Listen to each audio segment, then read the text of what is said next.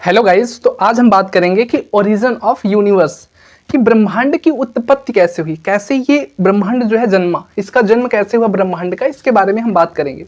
हमने पिछली वीडियो में बात कर लिए थे कि स्ट्रक्चर ऑफ यूनिवर्स, जिसके अंतर्गत हमने बात किया था कि एरिस्टार्कस का स्टेटमेंट, टॉलमी का स्टेटमेंट, कॉपरनिकस का स्टेटमेंट और जो न्यू धारणाएं थी, जो न्यू अनुसंधान के अनुसार जो खोज हुई थी उसकी।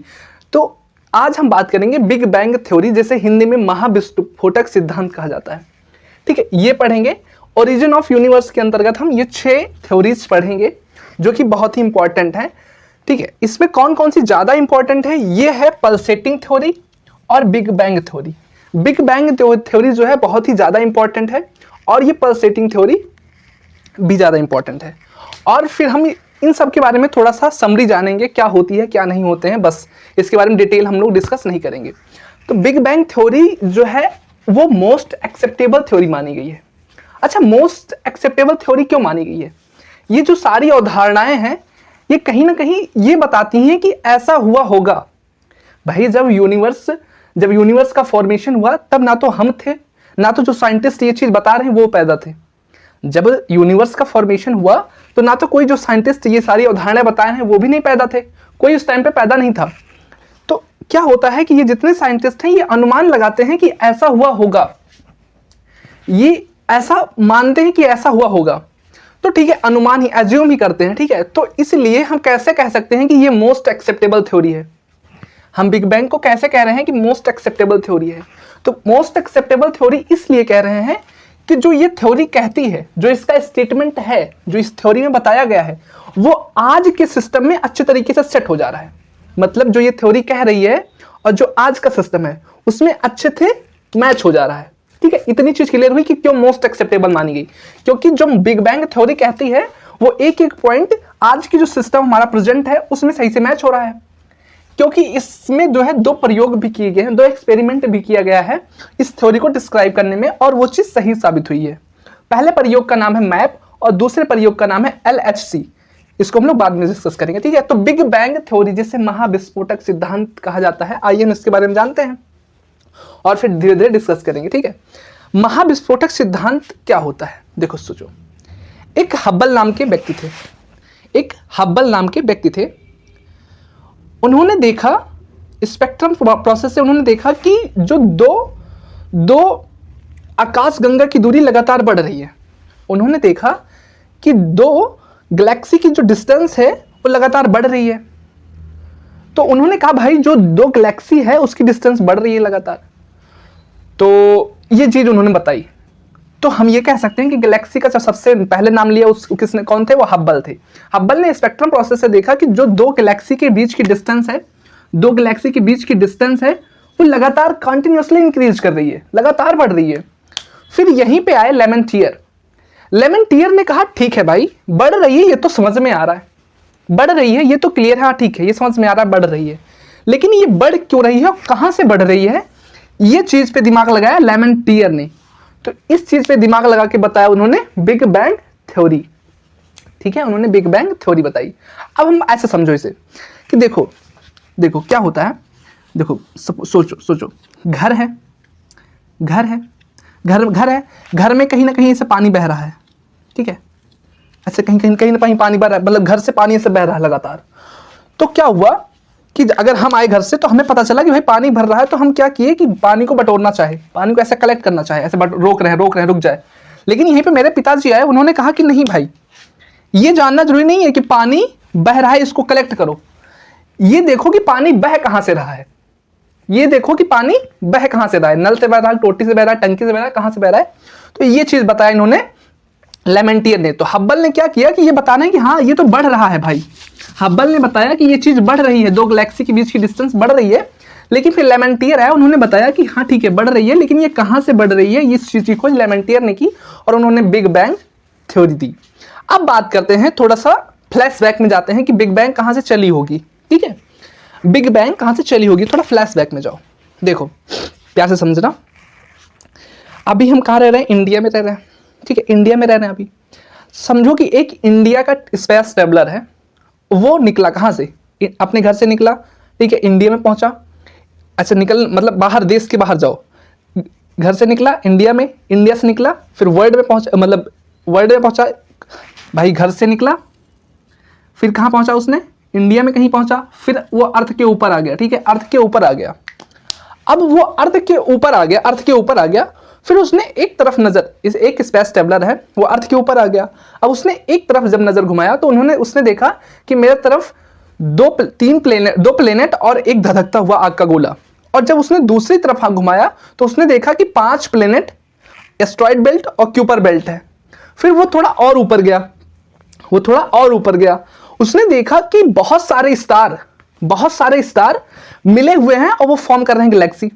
फिर बहुत सारे स्टार का फॉर्मेशन देखा उसने और वो फॉर्म कर रहे हैं क्या, group of star known as galaxy देखा। अभी सारी चीजें क्लियर होगी, गैलेक्सी।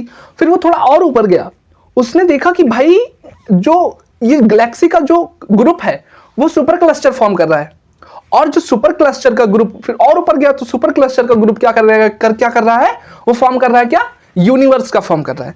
अब अगर यूनिवर्स यहां पे है तो उसके थोड़ा और पीछे जाओ, देखो, सोचो, प्यार से सोचो। यहां पे इंडिया से निकला, इंडिया से निकला कहां पहुंचा, अर्थ पे। अर्थ के उसने एक तरफ देखा, तो एक आग का गोला और दो प्लेनेट थे, ठीक है। दूसरी तरफ देखा उसने तो एक प्लेनेट, फिर क्यूपर बेल्ट, फिर 4 प्लेनेट, फिर एक एस्ट्रॉइड बेल्ट, ठीक है, उसने देखा। फिर वो थोड़ा और ऊपर गए, उसने देखा कि ये बहुत सारे सोलर सिस्टम मिला के एक गैलेक्सी का फॉर्मेशन कर रहे हैं, एक गैलेक्सी फॉर्म हुई। और जब देखा फिर और ऊपर गया तो देखा कि भाई बहुत सारी गैलेक्सी मिलके एक सुपर क्लस्टर का फॉर्मेशन कर रहे हैं। और फिर थोड़ा ऊपर गया, फिर देखा कि जो बहुत सारे गैलेक्सी हैं वो सुपर क्लस्टर का फॉर्मेशन कर रहे हैं, और बहुत सारे सुपर क्लस्टर मिलके क्या फॉर्म कर रहे हैं, यूनिवर्स। फिर थोड़ा और फ्लैशबैक में गया, वो उसने देखा कि जो यूनिवर्स है वो कैसे बना। उसने देखा कि जो हमारा यूनिवर्स है उसके पीछे गया तो उसने देखा कि CMBR आई। CMBR के पहले ये कहीं ना कहीं गैस के क्लाउड थे। फिर उसके पहले क्या उसके पहले हुआ था कि हाइड्रोजन फॉर्म हुए थे। उसके पहले न्यूक्लियर फिजन हुआ था। न्यूक्लियर फिजन के पहले उसके पहले क्या होगा, इन्फ्लेशन हुआ होगा, और कहीं ना कहीं एक सिंगुलरिटी पॉइंट था। तो ये था फ्लैशबैक, बिग बैंग थ्योरी का फ्लैशबैक, पीछे कैसे जाते हैं। अब हम बात करते हैं कि बिग बैंग थ्योरी का जो समरी है वो बताते हैं। देखो, बिग बैंग थ्योरी का जो समरी है वो बताते हैं, एलिमेंटियर बताते हैं कि कहीं ना कहीं पहले जब हमारा समय स्टार्ट नहीं हुआ था, तो कहीं ना कहीं एक कोई डार्क मैटर था, समझो। ये जो डार्क मैटर था इसकी डेंसिटी इन्फिनाइट थी, मतलब डेंसिटी और ग्रेविटेशनल अनंत था। इन्फिनाइट डेंसिटी, और जो डार्क मैटर था उसकी ग्रेविटी और डेंसिटी जो है इन्फिनाइट थी। फिर वो जो है कुछ समय के लिए स्टेबल रहा और कुछ समय बाद उसमें इन्फ्लेशन हुआ, महाविस्फोट हुआ, बड़ा उसमें विस्फोट हुआ बहुत अच्छे तरीके से। और विस्फोट होने के बाद उसमें से जो है पदार्थ फैलने लगे। पदार्थ फैलने के बाद उसमें से कुछ समय बाद जो है क्या हुआ कि जो है प्रोटॉन का फॉर्मेशन हुआ। प्रोटॉन के फॉर्मेशन से कुछ समय बाद उसमें जो है न्यूक्लियर फिजन स्टार्ट हुआ। न्यूक्लियर फिजन कुछ समय बाद बंद हो गया। फिर एक अचानक से एकदम पूरी तरीके से अचानक लाइट प्रोड्यूस हुई, जिससे पूरा प्रकाश जो है वो विजिबल हो गया। ठीक है, प्रकाश जो है विजिबल हो गया। फिर क्या हुआ भाई, फिर प्रकाश जब विजिबल हो गया तो फिर वो जो है उसमें इलेक्ट्रॉन और प्रोटॉन जो मिलकर आपस में न्यूट्रल हाइड्रोजन का फॉर्मेशन करने लगे। फिर क्या हुआ, फिर न्यूट्रल हाइड्रोजन जब बनने लगे उसके बाद फिर जो है गैस के क्लाउड का फॉर्मेशन हुआ। गैस के क्लाउड जब बनने लगे तो उसके बाद क्या हुआ भाई, उसके बाद क्या हुआ कि जो है हमारी नई नई गैलेक्सी प्रोटोस्टार फॉर्म होने लगे। प्रोटोस्टार और प्रोटो गैलेक्सी फॉर्म होने लगी, मतलब आद आर्य और आद आकाशगंगा फॉर्म होने लगी, उनका बनना स्टार्ट हो गया। फिर उसके बाद जो है प्रोटोस्टार से हमारे जो प्रेजेंट स्टार हैं उसका फॉर्मेशन हुआ। तो ये हो गई सामान्य लैंग्वेज। अब बात आते हैं कि ऑफिशियल लैंग्वेज में कैसा हुआ होगा। लेमेंटियर बताते हैं कि एकदम जब कुछ नहीं था उस समय कोई एक डार्क मैटर था जिसे नाम दिया सिंगुलैरिटी। सिंगुलैरिटी, ठीक है, सिंगुलैरिटी नाम दिया। इसकी हिंदी होती है विलक्षणता। ठीक है, तो इसकी जो खास बात है कि इसकी जो है डेंसिटी जो होती है वो इन्फिनाइट होती है और ग्रेविटी भी इसके पास इन्फिनाइट होती है। ये ऐसा हुआ होगा, लेमेंटियर कहते हैं ऐसा हुआ होगा। हो सकता है ये बात गलत हो, लेकिन जो इसका जो स्टेटमेंट कहती है वो आज के सिस्टम में अच्छे तरीके से सेट हो रही है, तो इसलिए इसे मोस्ट एक्सेप्टेबल थ्योरी मानी गई है। किसे? बिग बैंग थ्योरी को मोस्ट एक्सेप्टेबल, सबसे मानी जाने वाली थ्योरी मानी गई है। ठीक है, उसने लेमेंटियन ने बताया कि ये था तुम्हारा डार्क मैटर। ठीक है, डार्क मैटर था। ये जो डार्क मैटर है ये कुछ समय के लिए स्टेबल रहा। अब कितने समय के लिए स्टेबल रहा सोचो। यहां से मेरा जो है काल का अवधारणा, काल जो है स्टार्ट होता है 0 सेकंड से। ठीक है, 0 सेकंड से। ये जो सिंगुलैरिटी पॉइंट, ये जो सिंगुलैरिटी है, ये एक प्लैंक इपॉक टाइम के लिए स्टेबल रहा। कितने टाइम के लिए? ये प्लैंक इपॉक टाइम के लिए स्टेबल रहा। अब कहेंगे ये क्या होता है, तो कहने का मतलब है ये जो सिंगुलैरिटी पॉइंट था ये 10⁻⁻43 सेकंड के लिए स्टेबल रहा। उसके बाद इसमें अचानक से इन्फ्लेशन होने लगे। इसमें क्या हुआ? उसके बाद से इसमें क्या हुआ? इन्फ्लेशन स्टार्ट हो गया। इसमें अचानक से इन्फ्लेशन स्टार्ट हो गया। कितने सेकंड के ऑर्डर में? 10⁻32 सेकंड में। 10⁻32 सेकंड के ऑर्डर में इसमें इन्फ्लेशन स्टार्ट हो गया, मतलब ये फैलना शुरू कर दिया। ठीक है, इन्फ्लेशन स्टार्ट हुआ 10⁻32 सेकंड में। ये स्टेबल कितने तक रहा? ये कितने तक स्टेबल रहा? 10⁻43। जो ये सिंगुलैरिटी है वो 10⁻40 तक स्टेबल रहा। उसके बाद अचानक इनमें इन्फ्लेशन हुआ, और किसके ऑर्डर में हुआ? 10⁻32 के ऑर्डर में इनमें इन्फ्लेशन हुआ। उसके बाद क्या हुआ? उसके बाद इसमें क्या हुआ? 10⁻2 सेकेंड के ऑर्डर में इसमें जो है क्या फॉर्मेशन करने लगे? इसमें फॉर्मेशन होने लगा किसका? इसमें जो है तुम्हारे प्रोटॉन का फॉर्मेशन होने लगा। ठीक है, 10⁻2 सेकेंड के 10⁻6 के माइक्रो सेकेंड में इसमें प्रोटॉन का फॉर्मेशन होने लगा। उसके बाद क्या हुआ कि 10⁻2 सेकेंड में न्यूक्लियर फ्यूजन जो है वो स्टार्ट हो गई। उसके बाद क्या हुआ? ये न्यूक्लियर फिजन कितने मिनट तक चला? 3 मिनट तक चला। जो ये न्यूक्लियर फिजन है ये 3 मिनट तक चला। उसके बाद क्या हुआ इसमें? देखो, उसके बाद क्या हुआ इसमें? 3 मिनट तक न्यूक्लियर फिजन चला। उसके बाद स्केल अचानक से बढ़ जाती है। इसके बाद क्या हुआ इसमें कि 3.8 मिलियन ईयर 3.8 मिलियन ईयर बाद इसमें यहां पे मेन आता है, जिससे में क्या हुआ? CMBR।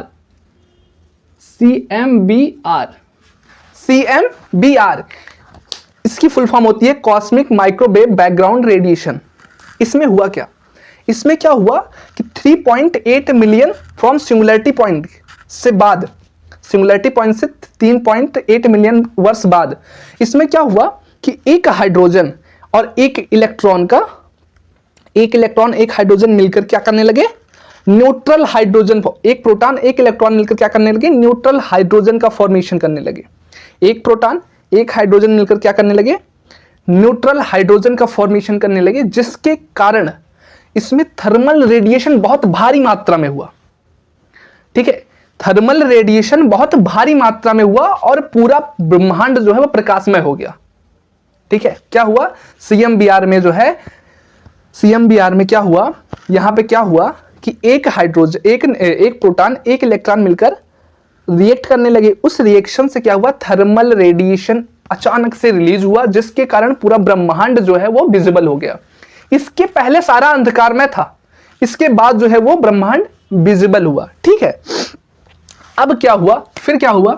फिर हुआ 200 मिलियन वर्ष बाद 200 मिलियन ईयर्स के बाद फ्रॉम सिंगुलैरिटी पॉइंट 200 मिलियन वर्ष बाद जो हुआ, यहां पे क्या हुआ कि जो है प्रोटोस्टार का फॉर्मेशन हुआ। 200 मिलियन वर्ष बाद जो है प्रोटोस्टार का फॉर्मेशन हुआ। प्रोटोस्टार से मतलब क्या है? ये प्रोटो मतलब होता है सबसे पहले, प्राइमरी।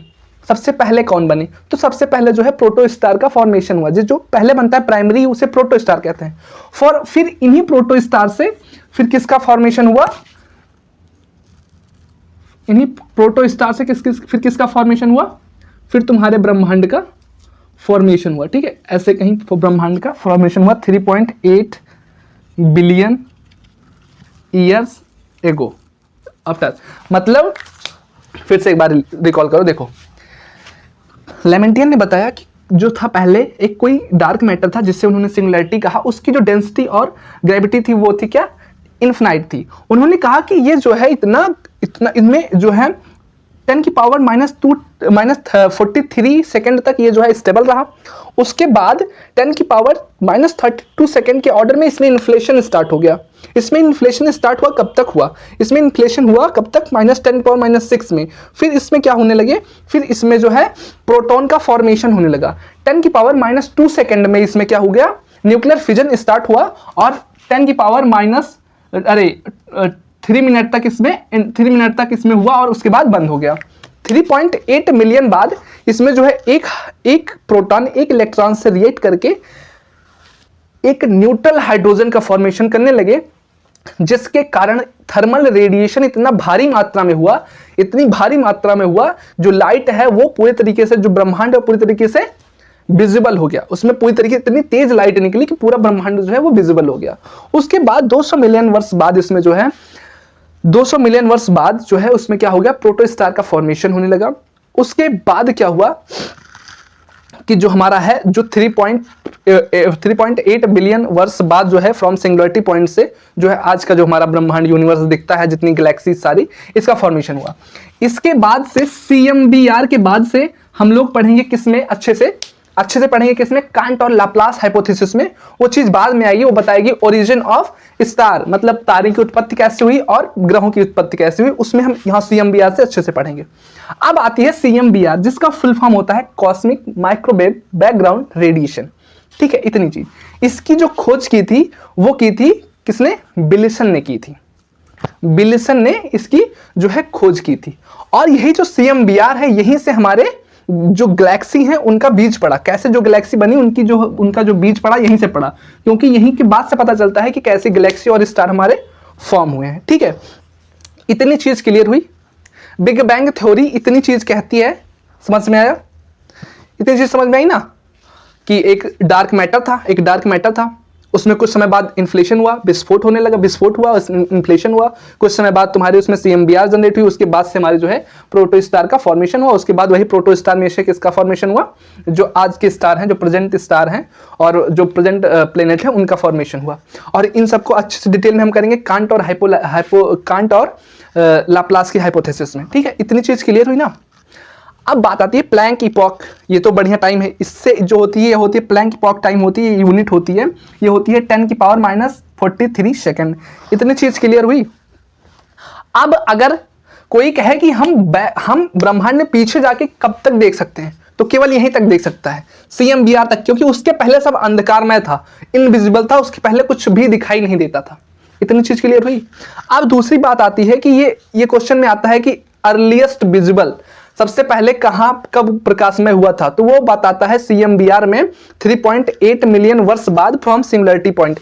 हाँ, अभी तक इसकी भी खोज नहीं हुआ था कि इसके पहले क्या है। भाई, इसके पहले क्या है उसकी खोज अभी भी नहीं है। हाँ, चल रही है इसकी खोज, अभी इसके पहले क्या था इसकी खोज नहीं हुई है।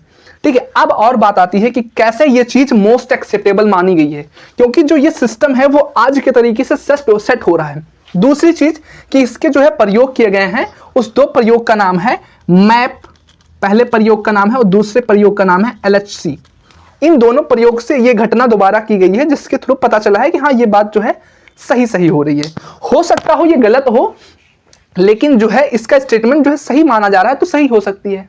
ठीक है, हो सकता हो कि इन वाली में से कोई सही हो, लेकिन जो है ये सेट हो रही है तो ये सही मानी जाएगी। ठीक है, इतनी चीज क्लियर हुई। अब बात हम करते हैं कि इसके बाद हम बात करेंगे कि जो इसमें एक्सपेरिमेंट हुए वो कैसे हुए। ठीक है, एक्सपेरिमेंट जो हुए वो कौन कौन से थे। तो पहला एक्सपेरिमेंट का नाम है मैप। पहले एक्सपेरिमेंट का नाम है मैप, जिसका फुल फॉर्म होता है माइक्रोवेव एनिस्ट्रॉपी प्रोब।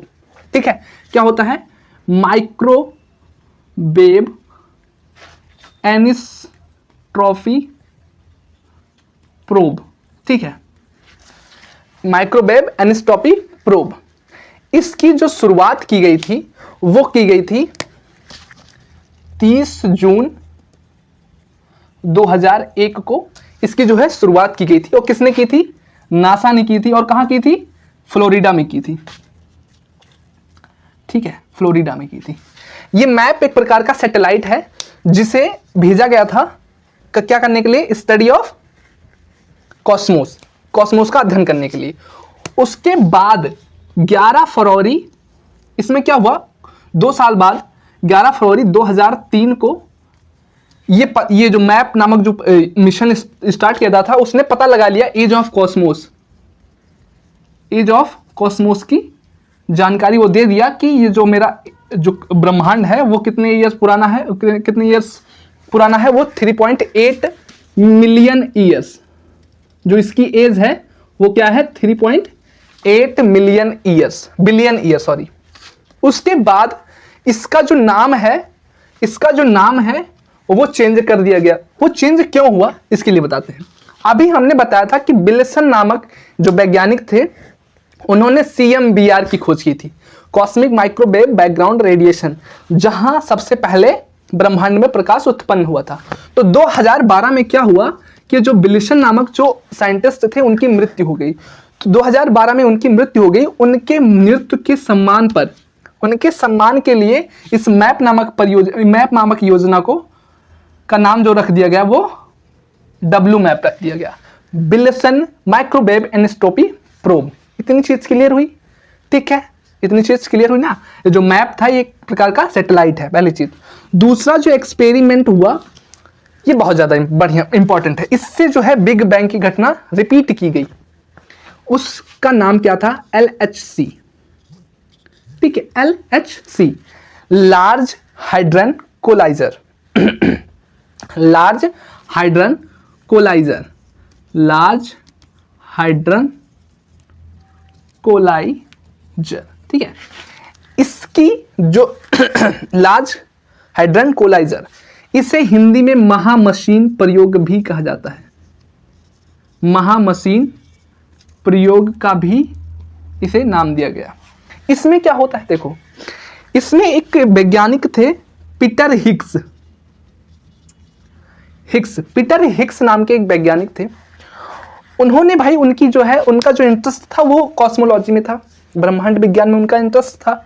तो उन्होंने जो है खोज, वो लग गए थे कॉस्मोलॉजी के बारे में जानकारी लेने के लगभग 1964 के आसपास, 1964 ईस्वी के आसपास वो लग गए थे कॉस्मोलॉजी के सर्च में।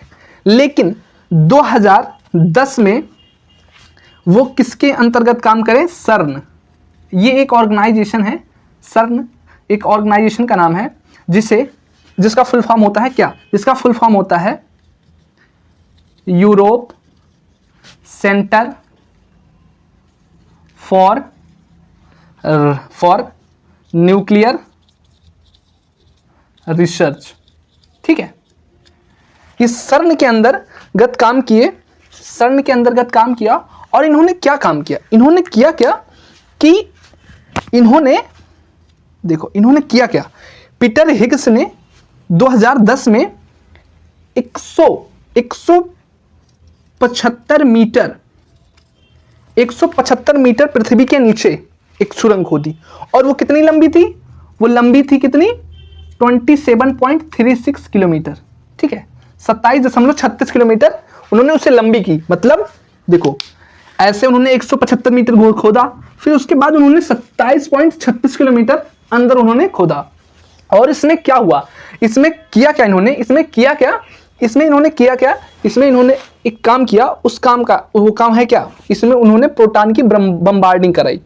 इसमें जो है प्रोटॉन को स्पीड ऑफ लाइट की वेलोसिटी से इन्होंने भेजा, लाइट की वेलोसिटी से इन्होंने जो प्रोटॉन है उनकी बम्बार्डिंग कराई, और जिससे एक पार्टिकल की खोज हुई, जिससे इन्हें एक पार्टिकल मिला। और उस पार्टिकल का नाम उन्होंने क्या दिया, उस पार्टिकल को इन्होंने कहा कि ये जो है ये गॉड पार्टिकल है। उन्होंने क्या कहा इस पार्टिकल को, इन्होंने कहा कि ये गॉड पार्टिकल है। और ये जो गॉड पार्टिकल है यही इस यूनिवर्स की सबसे बेसिक यूनिट है। इन्होंने बताया कि गॉड पार्टिकल है, पीटर हिग्स ने जो पार्टिकल प्रोटॉन की बम्बार्डिंग कराने पे इन्हें पता चला कि ये गॉड पार्टिकल का फॉर्मेशन हुआ उसमें। और इन्होंने बताया कि जो गॉड पार्टिकल है ये जो है एक यूनिवर्स की है जो बेसिक यूनिट है। इतनी चीज क्लियर हुई। अब बात आती है कि इसका जो दूसरा नाम इन्होंने दिया उसे दिया क्या, हिग्स बोसान। इस गॉड पार्टिकल को जो दूसरा नाम दिया गया हिग्स बोसान नाम दिया गया, ठीक है। अब हिग्स बोसान कैसे हुआ, देखो जब पीटर हिग्स थे, उन्होंने जब 1964 में जो ये अध्ययन स्टार्ट किया था, वो किसके आधार पर किया था, जो बोसान थ्योरी के आधार पर किया था। बोसान सिद्धांत के आधार पर इन्होंने कॉस्मोलॉजी का अध्ययन स्टार्ट किया था। और इस बोसान थ्योरी किसने दी थी, ये सत्येंद्रनाथ बोस ने दी थी। किसने दी थी ये थ्योरी, बोसान जो इंडियन एक साइंटिस्ट थे, उन्होंने सत्येंद्रनाथ बोस ने दी थी। तो इसी वजह से हिग्स ने क्या किया, इसकी खोज की। और किसकी थ्योरी के आधार पे की, तो बोसान की थ्योरी के आधार पे की। तो इसका जो नाम दिया गया गॉड पार्टिकल, उसे हिग्स बोसान कहा गया। इतनी चीज क्लियर हुई। और यही जो हिग्स बोसान है, ये क्या है, सिंगुलैरिटी पॉइंट था, इन्होंने बताया, ठीक है। इतनी चीज क्लियर होगी ना, कोई दिक्कत तो नहीं है। फिर से एक बार फ्लैशबैक में जान लेते हैं हम, क्या हुआ कि एक पार्टिकल था, लेमेंटियर ने बताया कि एक पार्टिकल था, लेमेंटियर ने बताया कि पार्टिकल था। और वो पार्टिकल कुछ समय बाद उसमें इन्फ्लेशन हुए। इन्फ्लेशन होने के बाद उसमें अचानक से प्रोटॉन का फॉर्मेशन हुआ और न्यूक्लियर फिजन स्टार्ट हुआ। न्यूक्लियर फिजन जब कुछ समय बाद बंद हो गया, फिर उसमें कुछ समय बाद फिर उसमें अचानक से लाइट जो है वो विजिबल हो गई। और लाइट विजिबल किस लिए हुई, क्योंकि एक इलेक्ट्रॉन एक प्रोटॉन मिलकर क्या कर रहे थे, न्यूट्रल हाइड्रोजन का फॉर्मेशन कर रहे थे। कुछ समय बाद उसमें क्या हुआ कि प्रकाश जो है वो विजिबल हो गया, ब्रह्मांड जो है वो प्रकाश मैं हो गया। उसके बाद क्या हुआ, उसके बाद कुछ समय बाद प्रोटो स्टार का फॉर्मेशन होने लगा। और फिर वही आके उसके बाद जो होने लगा क्या, यूनिवर्स जो है वो जनरेट हुआ, जो क्रिएट हुआ, जो आज का यूनिवर्स है प्रेजेंट का, ठीक है। उसके बाद इसका जो प्रूफ हमें एविडेंस मिलता है वो दो मिलते हैं। एक तो होता है मैप नामक परियोजना, एक योजना स्टार्ट की थी जिसका नाम था माइक्रोवेव एनिसोटोपी प्रोब। इसे 30 जून 2001 को नासा ने फ्लोरिडा में स्टार्ट किया था। 11 फरवरी 2003 को एज ऑफ कॉस्मोस इस योजना के अंतर्गत तहत पता चल गया कि ये 13.8 मिलियन ईयर्स है। दूसरी चीज, विल्सन के मौत के उपरांत उनके सम्मान में 2012 को इस जो परियोजना था इसका नाम दे दिया गया क्या, डब्ल्यू मैप। उसके बाद दूसरी जो परियोजना हुई LHC, जिसे लार्ज हैड्रन कोलाइजर का नाम दिया गया, जिसे हिंदी में महामशीन प्रयोग भी कहा जाता है। हिग्स ने 1964 में बोसान थ्योरी के अंतर्गत कॉस्मोलॉजी पर अध्ययन स्टार्ट कर दिए थे। उसके बाद ये 2010 में सर्न के अंतर्गत Europe centre for nuclear research के अंतर्गत इन्होंने इस प्रयोग को कंप्लीट किया। उन्होंने क्या किया कि उन्होंने 175 मीटर अंदर पृथ्वी के अंदर 27.36 किलोमीटर एक सुरंग खोदी और उसके अंतर्गत इन्होंने प्रोटॉन की जो बम्बार्डिंग कराई स्पीड ऑफ लाइट से उन्होंने प्रोटॉन की बम्बार्डिंग कराई, जिसके थ्रू इन्हें एक पार्टिकल की खोज हुई, एक पार्टिकल मिला। उस पार्टिकल को इन्होंने गॉड पार्टिकल कहा। गॉड पार्टिकल को बाद में जो है उन्होंने हिग्स बोसान नाम दिया गया। और ये जो है यूनिवर्स की जो है ब्रह्मांड की सबसे छोटी इकाई मानी जाती है। और ये हिग्स बोसान किसके नाम पर पड़ा, तो पीटर हिग्स के नाम पे पड़ा और सत्येंद्रनाथ बोस के नाम पर पड़ा। तो अब हमने बिग बैंग थ्योरी तो पढ़ ली है, ठीक है। अब इसके बाद आएंगे steady state theory, internal inflation theory, pulsating theory, oscillating theory, exotic theory, जिसके अंदर एक्सोटिक थ्योरी के अंदर हम होलोग्राम, क्रिएशनिज्म, सिमुलेशन पढ़ेंगे, ठीक है। इतनी चीज क्लियर होगी। हाँ, मैं पक्का भरोसा करता हूं कि इतना कंटेंट आपको कहीं नहीं और कभी आप लोग नहीं पढ़े होंगे, पक्का, ठीक है, पक्का नहीं पढ़े होंगे, ठीक है। तो ओरिजिन ऑफ ब्रह्मांड की उत्पत्ति में हमने इतना पढ़ा, बिग बैंग थ्योरी जिसे महाविस्फोटक सिद्धांत भी कहा जाता है। उसके बाद हम अभी मेरी 5 थ्योरीज पढ़ी हैं, उनको हम पढ़ेंगे नेक्स्ट वीडियो में, क्योंकि वीडियो बहुत ज्यादा लंबी हो जा रही है। तो मिलते हैं नेक्स्ट वीडियो में। Thank you so much.